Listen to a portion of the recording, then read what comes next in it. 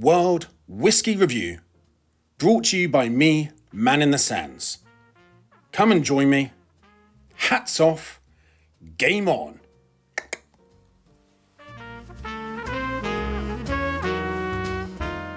In the Valley of Tranquility stood the 16 men of Tain, overseeing the drafts supping our teologi, whence me Oscar came. Welcome to World Whisky Review with me, Man in the Sands, and that was a poem from the great man himself, me, Man in the Sands. We are now at the end of our single malt Scotch finished in port wine cask theme, episode 3 of 3, and of course we had to finish with an opening of a poem, considering the poetic license we applied to episodes 1 and 2, respectively to Aaron and Talisker. What makes Glenmorangie a global brand that is recognised by anyone who likes a whisky?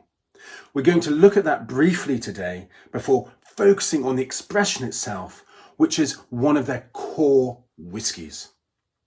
Established in 1843 by the Matheson brothers and then producing approximately 6 years later, the whisky was an instant success. Thanks, it is said, to the local hands, becoming known as the 16 Men of Tain, Tain being the coastal area in the Northern Highlands of which the distillery is located. So synonymous is Glenmorangie with the 16 Men of Tain that there is a legendary guitar jazz fusion player who actually named his 2000 album The 16 Men of Tain. His name is Alan Holdsworth, and I think you would recognise Glenmorangie before you recognise his name. And that is another story for another time. But here we are today to focus on the Quinta Ruban, their port wine cask finish expression of their core range. To understand the success of Glenmorangie, we have to consider two core elements. One is the science. They are known for the tallest distilleries in the business, the giraffes as they're known, recognizing 8 meters height of a pot still, 5 meters of which is the neck itself. If you recall, we discussed with Aaron the slow process and the contact with the copper, and how that produces a smoother and fruitier noted whisky. Well, here we have the height of 8 meters, approximately 26 feet. And that means that only the lightest vapors get to the top and allowing the contact with the copper to work its magic. But that is not where the science ends with Glenmorangie. Just as the 16 Men of Tain is synonymous with the brand, for those who know whisky and like to understand who the master distiller is and the blender behind the actual product, Dr. Bill Lumsden is also synonymous with Glenmorangie. He says his connection with it started when he was approximately 24 years of age and someone introduced him to a 10-year-old Glenmorangie at a party. He is the pioneer and recognised pioneer of wood oak cask finishing. It is he who has set a standard and, if you like, trailblaze of using and manipulating wood cask finishes. And just as we would say, live by the sword, die by the sword, he recognises as equal as a wood cask finish can make a beautiful expression of a whisky, so can it kill it. I don't want to focus on the science too much. I feel that Dr. Bill Lumsden would almost strip away from me the romance of whisky. And so it is important for me to bring you back to the romantic side of the Highlands and the North Highlands, of where Glenmorangie not only created, through Dr. Bill Lumsden, a great whisky production strategy, especially with its core range, but also a great marketing strategy. And I want to reveal how it got to its brand that we know so well today. In the North Highlands, the largest carved Pictish stone was found. Its twining images a scroll of stylized birds, each of which sits lightly off from its partner on the opposite side. We are told that the Picts liked asymmetry, out of which they achieved balance. Likening the Pict asymmetry to visymmetry, like the water bubbling through the sandy base of the Tullogi Springs, it is pertinent that Glenmorangie adopted the bottom panel of the stone as the signet trademark of its brand that we see globally today. So we've had the science, we've had the romance, we understand the production strategy, and we have an understanding of the marketing strategy. So let's look at the bottle itself. It's classic Glenmorangie design. You'd recognise it anywhere. That's a wonderful marketing strategy, a staple. And it's something that's been around for so long that's ingrained on us. The signet, what I was talking about earlier, their adoption, that is its marker. But what we must understand also is whether or not their marketing is so clever, because on the box there's information provided, but how many of us read the box? We rely on the bottle. So this is non-chill filtered, and yet it doesn't tell us on the bottle, but it tells us on the box. This is not a NAS, a no age statement. This is in fact a 14-year-old, an age statement, which does say on the bottle what it is.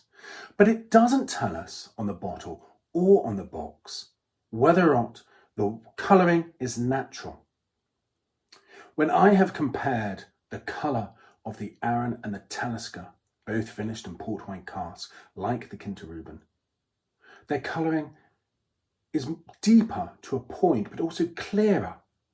This itself, for me, seems a little bit more syrupy, like I'm waving through a fog. However, without a doubt, it does look wonderful. At 46%, it's matching those we've tasted before, which is why the review between all three should give us a good summary when it is provided in next week's episode. A short summary snippet to take away for you. So let's begin with the classic Man in the Sands test. Wonderful, absolutely wonderful. I love it.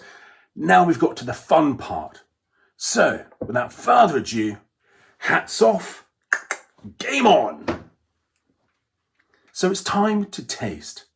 And this should be interesting. What are we expecting from this expression of a world famous branded whiskey known for its smoothness?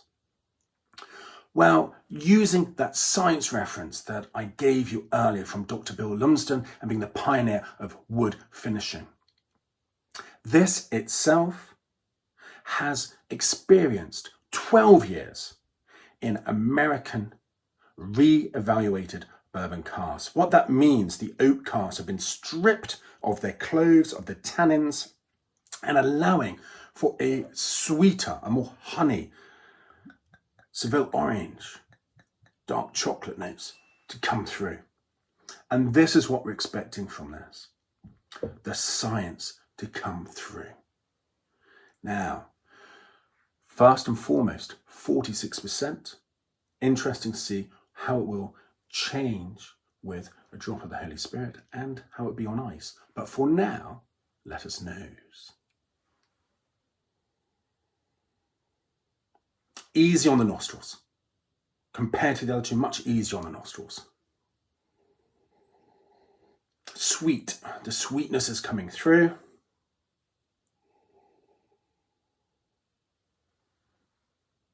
A little menthol, not much.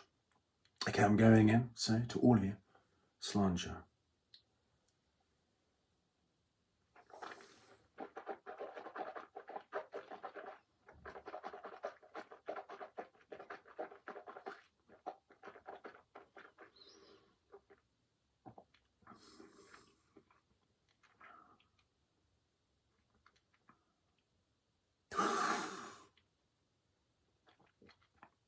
Right, what have we got?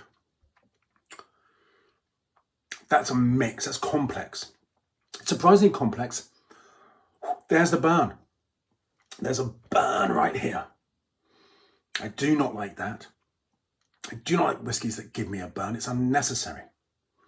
However, the sweetness comes through. There's the dryness from the oak in the middle of the tongue. The front, it doesn't have too much of a sensation. It's not exciting.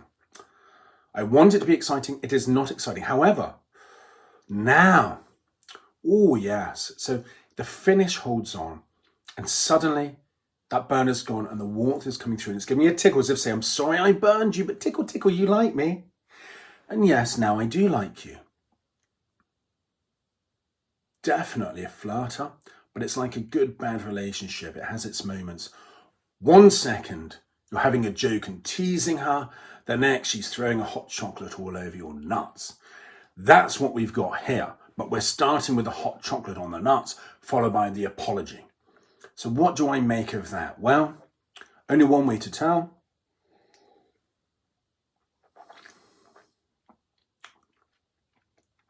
Easy to drink, harmless. Let's see what it's like with a drop of the Holy Spirit. Now, as you remember, you must add the Holy Spirit. But first, I'll add the dram. Now the Holy Spirit. Now, if you add just a drop, 46, when it's a 50, I add a little bit more. What we'd like to do, what we'd like to do is be able to allow this to have a chance to open up gently. I think that would bring out more. But in this review, we're fast and furious. So let's go.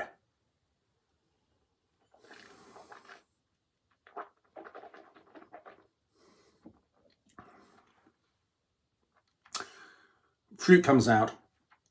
Menthol mintiness comes out.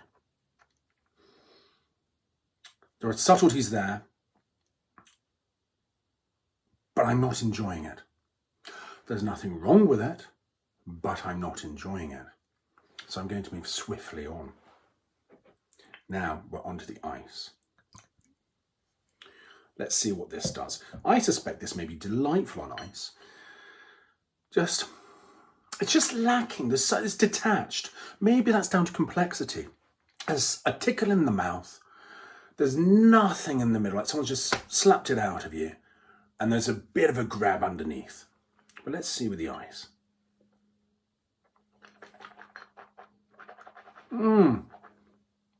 Okay.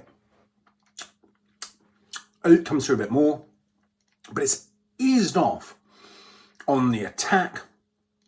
It's palpable. It's easy.